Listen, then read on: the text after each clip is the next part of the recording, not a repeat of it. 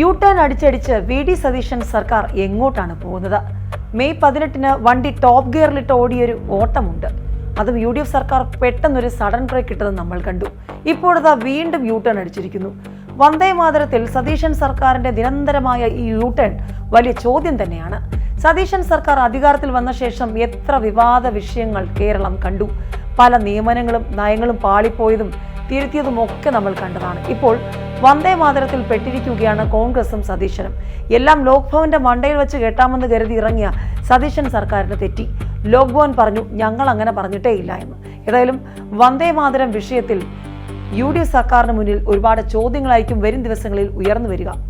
തമിഴ്നാട് സർക്കാരിന് മുഖ്യമന്ത്രി ജോസഫ് വിജയനും ഈ വിഷയത്തിൽ അതിശക്തമായൊരു നിലപാടുണ്ട്.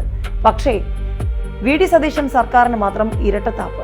യോഗി ആദിത്യനാഥ് സർക്കാരിനും ഈ വിഷയത്തിൽ ഒരു നിലപാടുണ്ട്. അതിനെ അനുകൂലിക്കാം, വിമർശിക്കാം, പക്ഷേ ഒരു നിലപാട് വേണ്ടേ?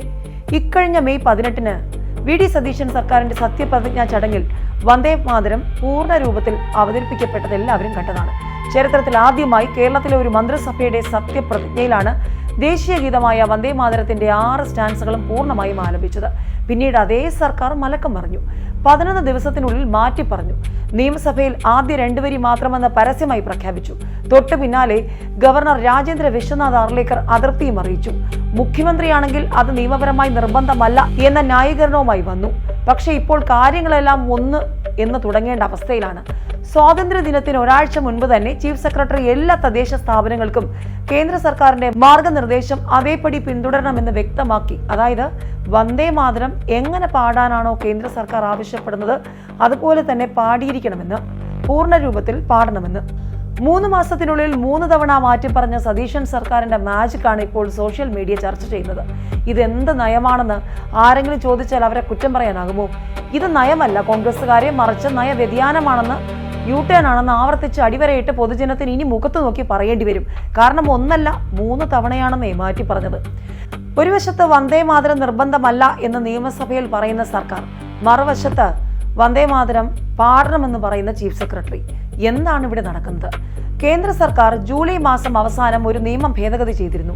നമ്മുടെ ദേശീയ ചിഹ്നങ്ങളെ, അതിൽ പ്രത്യേകിച്ചും നമ്മുടെ ദേശീയ പതാക, അതേപോലെ ദേശീയ ഗാനം, അതിനെ ബഹുമാനിക്കാത്ത ആൾക്കാർക്ക് ശിക്ഷ ഉറപ്പുവരുത്തുന്നതിന് വേണ്ടി നിർമ്മിച്ചിരിക്കുന്ന നിയമത്തിനെ പരിഷ്കരിച്ച് അതിൽ ദേശീയ ഗാനത്തിന് തുല്യമായിട്ടുള്ള സ്ഥാനം ദേശീയ ഗീതത്തിന് ഉണ്ട് എന്നും, അതുകൊണ്ട് തന്നെ ദേശീയ ഗാനത്തിനെ അവഹേളിക്കുകയോ തടസ്സപ്പെടുത്തുകയോ ചെയ്യുമ്പോൾ എന്ത് തരത്തിലുള്ള ശിക്ഷാ നടപടികളാണോ പറഞ്ഞിരിക്കുന്നത് അത് തന്നെ ദേശീയ ഗീതമായിട്ടുള്ള വന്ദേ മാതരത്തിനെ തടസ്സപ്പെടുത്തിയാലും ഉണ്ടാകുമെന്ന് പറഞ്ഞിട്ടുണ്ട്. ഇവിടെ വീണ്ടും ആവർത്തിക്കുന്നത് ഇത്രമാത്രം: ഈ ഗാനത്തിനെ അപമാനിക്കുകയോ അതിന്റെ ആലാപനം തടസ്സപ്പെടുത്തുകയോ ചെയ്താലാണ് ശിക്ഷാ നടപടികൾ. പക്ഷേ ഈ നിയമ ഭേദഗതിയിലും വന്ദേ മാതരത്തിന്റെ 6 സ്റ്റാൻസുകളും നിർബന്ധമായി പാടിയിരിക്കണമെന്ന് ഒരിടത്തും പറയുന്നില്ല.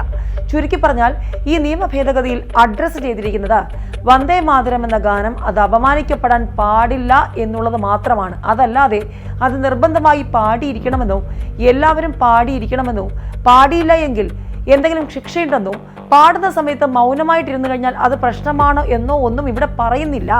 ഇതിനിടെ യു.ഡി.എഫ് സർക്കാരാണ് ഇരട്ടത്താപ്പുമായി രംഗത്ത് വരുന്നത്. കേന്ദ്ര സർക്കാർ ഒന്നും അടിച്ചേൽപ്പിച്ചിട്ടില്ല എന്ന് വ്യക്തം. പക്ഷെ എന്നിട്ടും ലോക് ഭവന്റെ തലയിൽ ചാരി എന്തിനാണ് വി.ഡി. സതീശൻ സർക്കാർ ഈ നാടകം?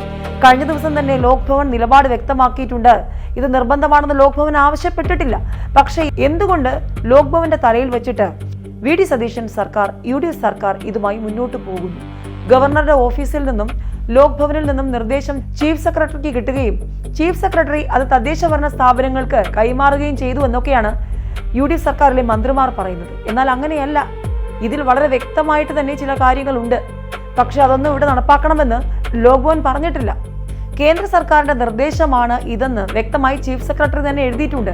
ചീഫ് സെക്രട്ടറിയുടെ കത്തിൽ വ്യക്തമാകുന്ന കാര്യങ്ങൾ പിന്നെ എന്തിനാണ് ലോക് ഭവന്റെ തലയിൽ വെക്കുന്നത് എന്ന ചോദ്യവുമുണ്ട്. കഴിഞ്ഞ കുറച്ചു മാസങ്ങളായി യു.ഡി.എഫ് സർക്കാരിന്റെ ഭരണത്തിൽ ഇതേ പാറ്റേൺ യു ടേൺ ആവർത്തിക്കുന്നത് നമ്മൾ കണ്ടതല്ലേ? PM ശ്രീ പദ്ധതിയിൽ നിലപാട് മാറ്റിയത്, മദ്യവിരുദ്ധ നിലപാട്, ടാറ്റ ഗ്രൂപ്പ് വിഷയം, വിഴിഞ്ഞം, ഹെലികോപ്റ്റർ, വാഹന മോഡിഫിക്കേഷൻ, പല നിയമനങ്ങൾ, നയങ്ങൾ, അങ്ങനെ എല്ലാം ചോദ്യമായിരിക്കുന്ന സമയമാണ്. എന്തിന്? ഏറ്റവും ഒടുവിൽ പ്രിയദർശിനി സൗജന്യ യാത്രയിൽ വരെയുള്ള വിവാദങ്ങൾ, അങ്ങനെ പലതും നമ്മൾ കണ്ടുകൊണ്ടിരിക്കുകയാണ്.